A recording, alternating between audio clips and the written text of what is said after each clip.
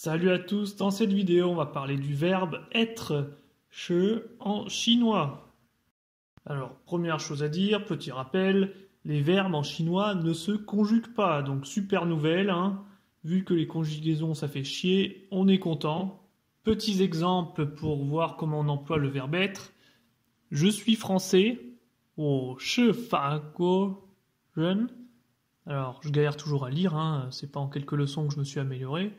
Donc, ici, nouveau mot à apprendre, donc deux caractères, le caractère fa. Alors ici, en général, le caractère fa s'emploie donc avec un troisième ton, mais dans le cas de fa guo, c'est un fa avec quatrième ton. Bon, ça arrive comme ça, faut l'apprendre.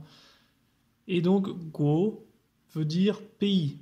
Donc, fa guo veut dire France. Ensuite, un autre mot important, jeune, veut dire personne, une personne. Donc ça, caractère très facile à reconnaître aussi. Donc avec les deux jambes. Ensuite, autre exemple, je suis chinois. 我是中国人. Ici, chinois, c'est 中国. Donc ici, zhong, caractère aussi facile à reconnaître, hein, très atypique. Donc ici, c'est zhong, premier ton, qui signifie milieu, donc le pays du milieu, hein. Enfin, c'est plutôt l'empire du milieu et pas le pays du milieu, mais bon. Alors, chose importante maintenant, quand on veut qualifier quelque chose ou quelqu'un, le verbe che est remplacé par ren, donc ren qui veut dire très. Donc, par exemple, il est intelligent, et bien donc on qualifie quelqu'un d'intelligent, hein. Ici, c'est pas ta shi zongming, c'est ta ren zongming. Donc voilà. Pareil pour la phrase tu es grand, ni ren gao.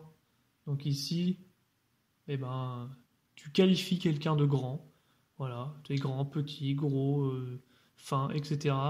Et ça, donc, c'est avec le caractère ren. Et donc, deux nouveaux caractères qu'on apprend, le caractère zong et le caractère gao. Donc, zong qui signifie donc intelligent, hein, zongming. Ming, on reconnaît ce caractère donc du mot mingtian qui veut dire demain. Donc, c'est le même caractère, ming. Et puis, gao, eh bien, ça veut dire grand. Donc, un nouveau caractère à apprendre.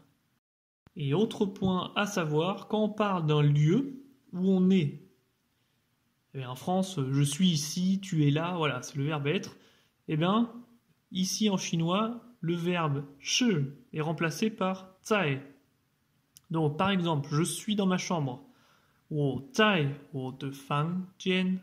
Donc ici, le che est remplacé par zai, parce que c'est un lieu. Nouveau caractère, fang et jian, qui veulent dire donc, alors jian veut dire pièce, chambre, et fang, voilà, bon, ça veut dire chambre aussi, donc fang jian, c'est chambre. Autre exemple, elle est chez elle, ta zai jia, donc ici, elle, ta, zai, donc elle est, et puis jia veut dire maison, donc elle est chez elle. Voilà, le caractère jia aussi très important à connaître. Et bien voilà, c'était assez court, mais c'était important parce que ça s'utilise souvent. Donc ces caractères she, ren et zai. Donc ça nous a fait apprendre 11 nouveaux caractères dans cette leçon. On en connaît 79, ça fait déjà pas mal, on atteint bientôt les 100. Et puis donc voilà, hein, comme on l'a dit, pour résumer, il faut savoir que she est remplacé par ren quand on qualifie quelque chose ou quelqu'un, et she est remplacé par zai quand on parle d'un lieu. Si vous savez ça déjà, vous allez pouvoir construire des phrases plus facilement. Merci à tous d'avoir suivi cette vidéo et puis, eh bien, on se retrouve pour la prochaine.